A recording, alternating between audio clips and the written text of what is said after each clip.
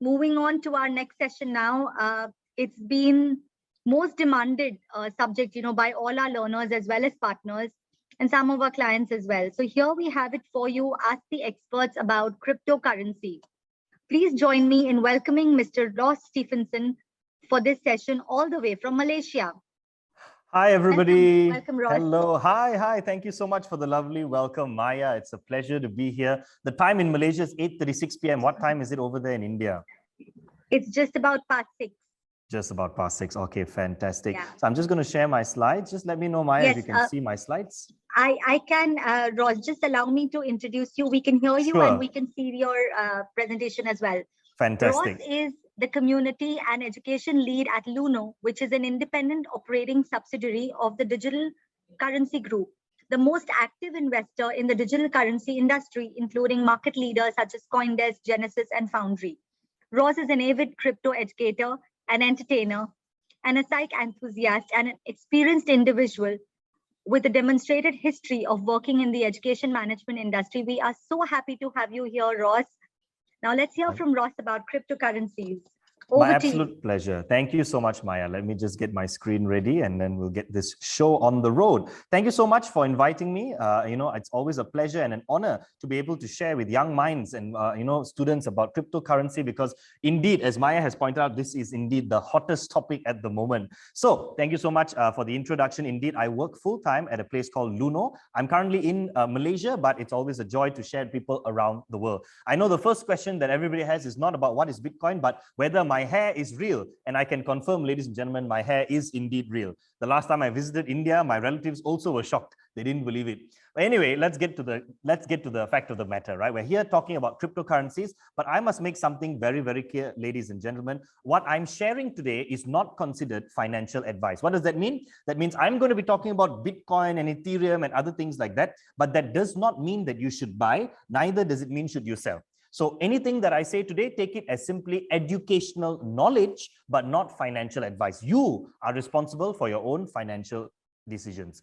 Now, today's talk is going to very briefly look at the evolution of money, because if we don't look at the past, we cannot predict the future. We're going to understand what crypto, blockchain, and NFT, all different things, but actually they're quite similar. What do they all mean, right? We're going to look at how to start investing, how to keep track of your investment portfolio in cryptocurrency, and finally, some tips and tricks on how you can start your career as a blockchain developer. Now, when it comes to finance, we have to understand, how did we get to here, right? Bitcoin is something that has existed for about 13 to 14 years. But when it first came out, why did it start? How did we get to here? So we need to look at the past. We need to look at history. The first system of finance that human beings invented was barter. My grandmother, she used the barter system. My grandmother, she was poor. She's from a village and she couldn't afford to buy stuff. So she would grow vegetables in her garden, go to the village grocery, and then she would sell her vegetables in exchange for eggs. And it worked. However, the barter system is very clunky. It's not very efficient. And then, ladies and gentlemen, we invented coins, right? We founded precious metals like gold and silver and copper, and we minted them into these coins that we could now use for currency and exchange. And then we invented paper and we said, let's make it easier. Coins are very heavy. And so paper currency came into circulation. Now, what's interesting is that before the year 1971, every US dollar note was equivalent to a small amount of gold. But after the year 1971, that gold standard was abolished. It was removed. So paper money simply is the value of supply and demand, and whether or not, the country is stable and the economic factors around it, right? So our money is constantly evolving. And then we went one step further. We got plastic money from, a barter system to metal to paper to plastic. We use credit cards. And then we went another step further with digitalization. We went to e-wallets, right? So as you can see, step by step, finance is evolving. And now, ladies and gentlemen, my question to you is, what do you think is the next step in the financial revolution? We at Luno, we believe that it is Bitcoin and all the family of cryptocurrencies. That's what we believe. Now, we could be right, we could be wrong, but let me share a little bit, and perhaps you might share my belief as well. In 2017, I first heard the word Bitcoin, and I was a skeptic. I thought Bitcoin was a scam. I thought, what is this digital money? There's no value in digital money. You can just copy and paste it. So I did not invest in it. Oh, how I regret. If I had bought Bitcoin in 2017, today I could retire. But anyway, that was my mistake, because I failed to do my research and understand properly. So let me help you understand better. First, in order to understand Bitcoin and the whole philosophy that underpins cryptocurrency, we must understand the difference between these two words, centralized and decentralized. What does this mean? Let me show you an example with some pictures. Centralized is when one person is in control of everything, right? So this is a game of Monopoly. I'm sure many of you have played Monopoly before. There's one person here who is the banker. The banker controls the flow of money. If you want to buy a house, if you want to collect rental from people who are playing the game, if you want to get your salary, the banker controls everything, and therefore he is a centralized system. And this is the same in India. You've got your central bank in India. In Malaysia, I've got my central bank, and in the US, you got the Federal Reserve. They control all the flow of currency and finance in the country, right? That is centralized. Now, some say that centralized systems are good, and in some ways they are. But there's also one big problem. How do you know you can always trust a centralized system?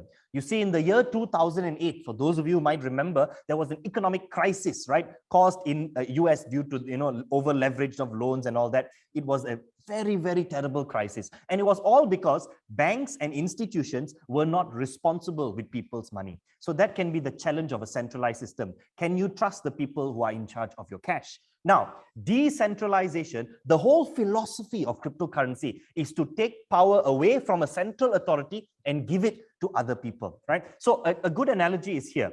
We use the example of chess because chess is a peer-to-peer game. In this game of chess, I'm sure many of you love to play chess. Now, what happens when you play chess? You actually write down the player's moves. You can see they're writing on paper, right? Each move, the king has moved here, the pawn has moved here, so that she cannot cheat him and he cannot cheat her. They're watching each other closely, taking a record of all the moves, right? This is a decentralized system. Notice in the middle, there is no referee, there is no banker, there is no central authority refereeing the game. As chess players play, they all referee each other. And that's an example of how Bitcoin works. It is a decentralized system, a system of finance that doesn't depend on a central authority. And if you understand that, you understand the entirety of what underpins cryptocurrency.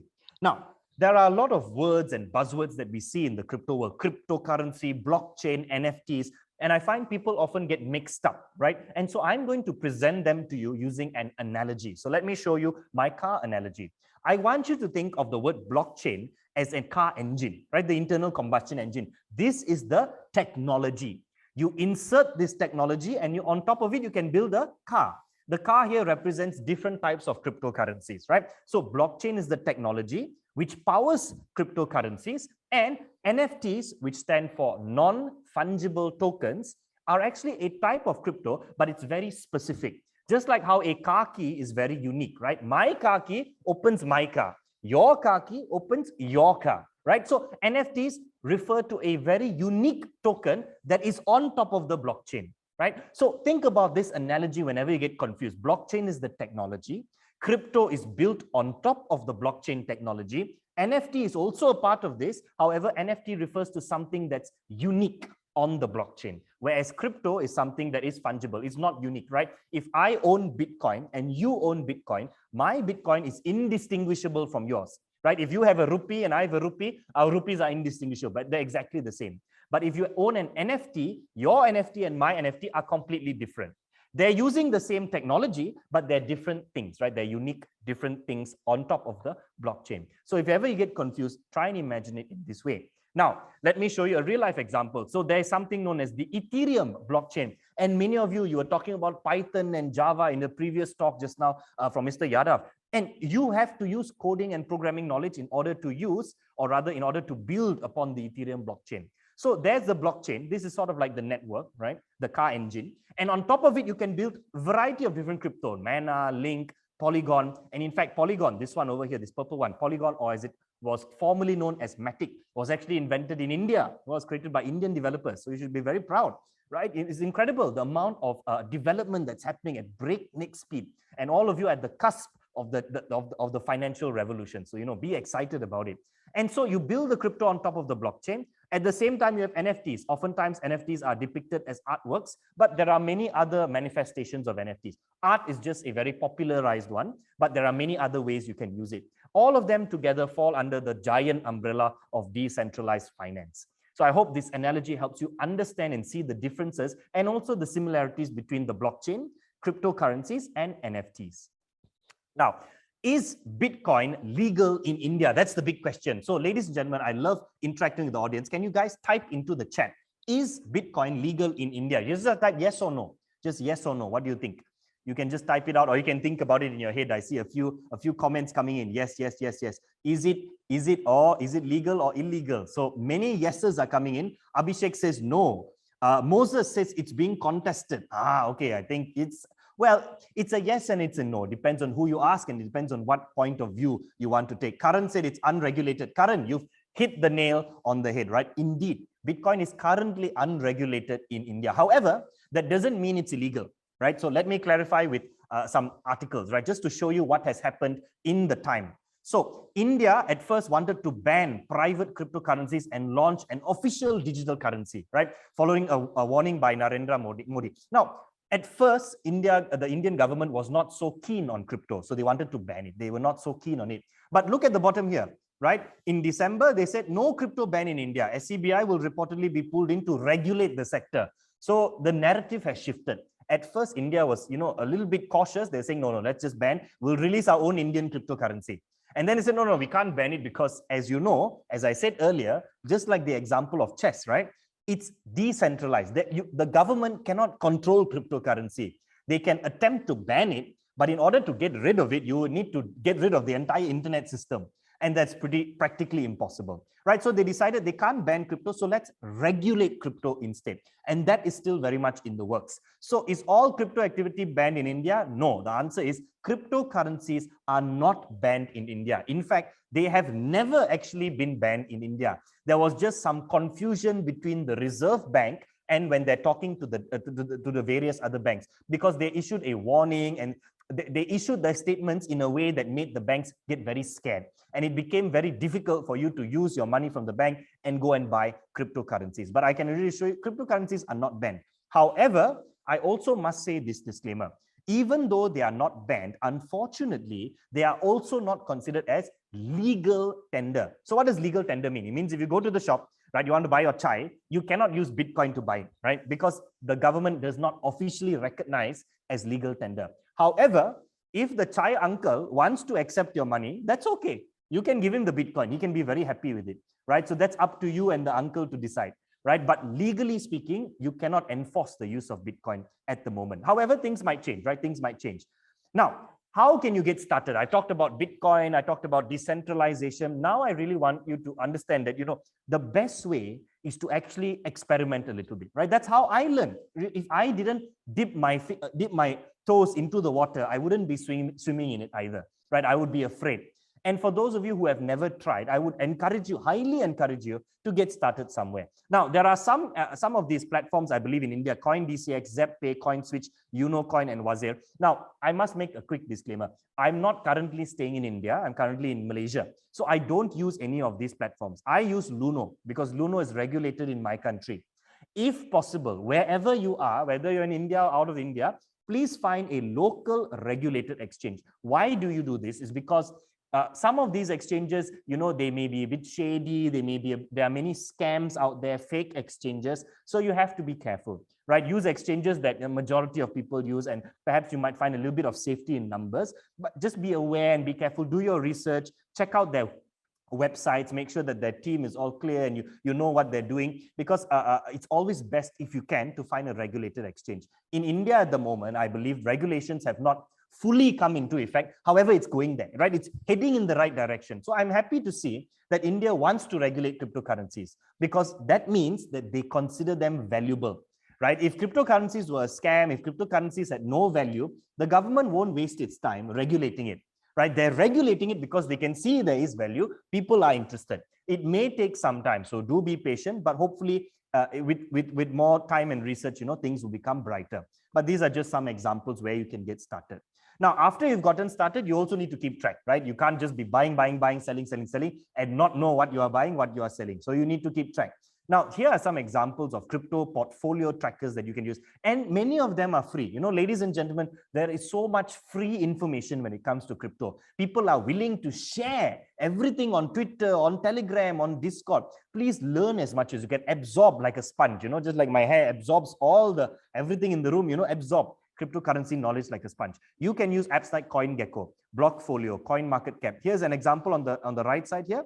Here you can put your entire portfolio here. You can see how much on this is just a sample. Yeah, sample. This is not my portfolio. Please don't assume that I have this much money. I do not, right? So this is just an example for where you can, track your portfolio and understand, when did you buy this token? When did you sell it? Did you make a profit? These things are important. Why are they important? Because if you don't track your portfolio, and mind you, there are thousands of cryptocurrencies in the world today, thousands of them. You need to stay on track. You need to have a plan, you need to have a purpose, and you need to know what you're doing. If you don't draw out a map, you can't reach your destination, right? When you use Google Maps or Waze, you have to plot where you're going from point A to point B. So to stay on track, please track your portfolio, whatever you're buying, right? You also at times need to rebalance. Recently the cryptocurrency markets had dropped significantly. So you might need to rebalance your strategy, but you can't do that if you don't know where you are. Right? In order to know where you're forward, where you're going backwards, where you're going left, where you're going right, you need to know where you are standing. So that's why it's important to track someone's portfolio, your own portfolio. And of course, it's important to admire progress. When I started my journey in cryptocurrency, I owned 0 Bitcoin. Today I own, well, I don't own a single Bitcoin, but I own small decimal points of it, right? I admire my progress, how far I've come. And you won't be able to do that unless you track your portfolio. So it's very important to do that. Now, many of you here, I know, talking about development, Python, programming and coding and all that. This really is the future. And India is the right place to do it. You guys are in the best country of the world in order to do blockchain development. So these are some tips. Now, I'm not a blockchain developer myself. However, I talked to the engineers in my company, and I said, ladies, guys, I'm talking to these students. They want to become blockchain developers. What can I tell them? So they gave me some advice, right? First of all, learn the basics. Understand what is a blockchain. And I put a big G here at the side because Google is your best friend, right? As I said, there's lots of free information online. Go and just Google what is a blockchain. Spend the whole day understanding, and you'll be in the top 5 percentile of people who understand the blockchain. Learn coding, right? For example, if you want to use Ethereum, you need to learn something called Solidity. If you want to develop on a blockchain called Solana, you need to use something called Rust. These are development, and different blockchains require different amounts of different kinds of programming languages. Then develop dApps, DAAPS. What does that stand for? Decentralized applications. You see, most applications are hosted on a web server, right? But when you create a dApp, it is actually hosted on the blockchain. And remember, the blockchain is decentralized. No company runs it. Google doesn't own it. Facebook doesn't own it. It's decentralized. Everybody can run it together. And it's actually very, very easy to find tutorials online. There are many, plentiful, many are available. Let me give you some examples. So for those of you listening, please pay attention. Crypto Zombies, I would highly recommend as an excellent resource for beginners to start developing smart contracts, which are the programs that run on Ethereum. It's actually very easy. I've tried it. I don't have any coding knowledge at all. I'm a terrible coder, but I tried it. I tried it out. It's actually quite fun. It's quite easy to learn, right? So Crypto Zombies, I would highly recommend for any of you interested in learning the basics of development. There's also one called dApp University. This gentleman on YouTube, how to become a highly paid blockchain developer in 2022. So he's got a lot of videos, and he has a paid course as well, but you can watch his videos and see what you can learn from there. And as you watch them, YouTube will automatically start recommending more videos for you. So you're in the right place. Once you get involved, jump in head first, right? Do as much as you can in the space. But at the end of the day, ladies and gentlemen, why should you care? Right? That's a big question that I want to ask you today. I've talked about Bitcoin. I've talked about the decentralization. I've talked about how you can get started. But what is the motivation? Why should you care? Right? If you don't care about it, then you won't be motivated to go further in it. So let me share with this story. There's this phone on the left here. You can see this very old-fashioned phone. Some of you may remember from older generations, you have to dial the thing, and it goes in a circle. My grandmother, this is the phone that she grew up with. My grandmother was from Kerala, India, Trivandrum, or Thiruvananthapuram, as you might also call it, and a fishing village. This is the only phone that my grandmother knew how to use. She didn't know how to use smartphone technology. She thought smartphone was like an aircon remote. One day, my grandmother brought the smartphone. She thought it's aircon remote. She gave me the aircon remote. I was like, no, grandma, it's smartphone and aircon remote, different things. But she didn't know. She didn't know because she failed to evolve with the technology of her time. She couldn't send me a picture. She couldn't take a selfie. She couldn't do a video call with me. My grandmother missed out on so many joys of life that she could have had with my grandson, right? With me, her grandson, my apologies. But she missed out on all of that because she didn't take advantage of the evolution of technology of her time. And so what I'm saying to you guys who are listening, right? Digital disruption is here, whether you like it or not. You can be like my grandmother and remain in the past. If that makes you happy, by all means, ladies, stay there. It's okay. If you're happy, that's fine. But if in the past, we all use CDs. Today, now, music is all digital on Spotify. You can get millions of songs, tips of your fingers. Those days, you wanted to get any news, you have to wait for the newspaper in the morning. Nowadays, you can get news from all the four corners of the earth, tips of your fingers, digitalized. Those days, everything to do with finance was traditional, old-fashioned, paper, pen, and all that. Nowadays, everything is becoming digitalized.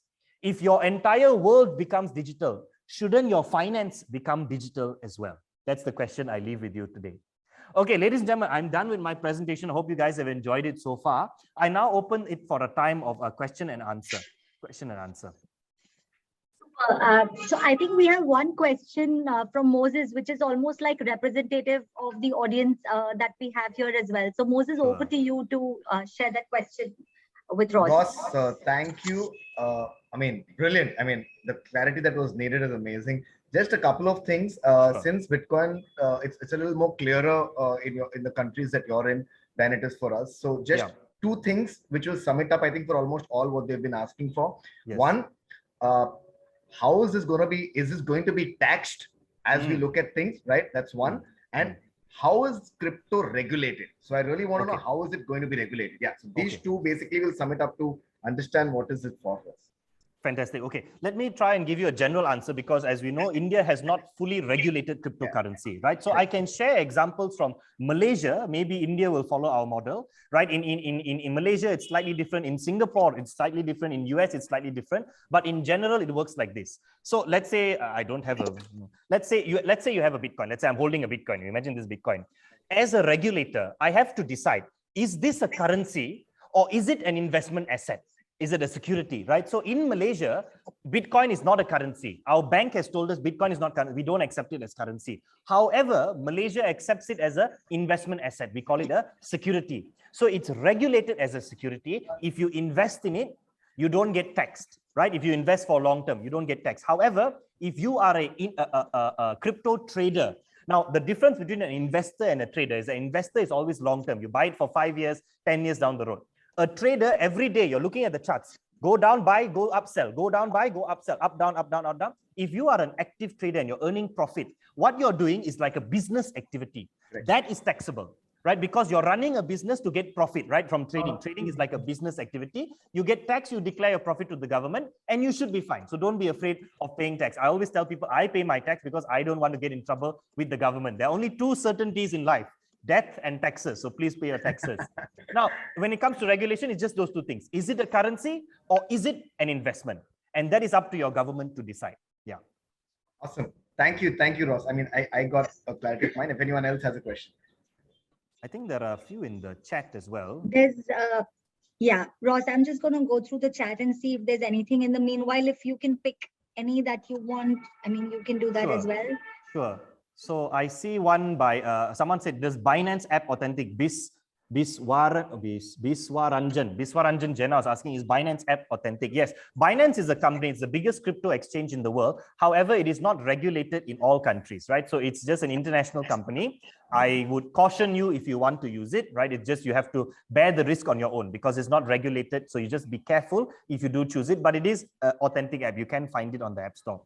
Tilesh was asking, what about ICO? Okay, Tilesh asked a question, ICO. ICO stands for Initial Coin Offering. If you're familiar in the area of investment, when companies are launching and they want to raise funds, they do something called Initial Public Offering, where they offer company shares at a small price so that many people can buy and they can get funds. ICO is simply the cryptocurrency equivalent of an IPO. So if you are building, so Tilesh, for example, if you want to build a crypto company and you want to launch an ICO, then you just have to get the appropriate regulatory approval and you can launch an ICO, raise some funds for your company. But again, that one you have to deal with the regulators, right? So that's something that has to do with investment. So just be careful with regulators when you deal with things like that. Mamata was asking, are early stage projects good investments? Early stage projects are good if you have done your research and you have decided that the project is a good project. You've heard probably of the Dogecoin, right? Dogecoin was created as a joke, as a parody, right? And so that would not be a project that I consider good. But there are many other projects, for example, Matic, which was invented in India, Polygon Matic by I think 6 Indian developers. I forgot where they are from. They created Matic. It's a huge project, incredible. If I was an early investor, I'd be retired, sipping pina coladas on a beach somewhere and doing the Zoom recording. Unfortunately, I didn't, so I'm in my office, but it's okay, yeah, but always do your research. I think it's important, especially for those of you listening. There are many scams out there. Do not just feel like, and you can tell a scam when they tell you, invest in my project, I will double your money overnight. That's a big scam, right? There's no such thing. So just be careful, be careful. Yeah. Well, thank you so much, Ross. We do have many more questions, but in the interest of time, it'll be great if we can email these questions to you, and we can circle back to our participants with the answers. Sure. Thank you so much for this fabulous session, Ross. I've learned so much about crypto in these last 30 minutes than I've learned in the last 30 months. It was very, very clear. The analogies really helped. So it was a pleasure to have you with us on Skills Marathon 2022. Have a very, very good day, Ross. Thank you so much. Take care, everybody. God bless. Bye-bye.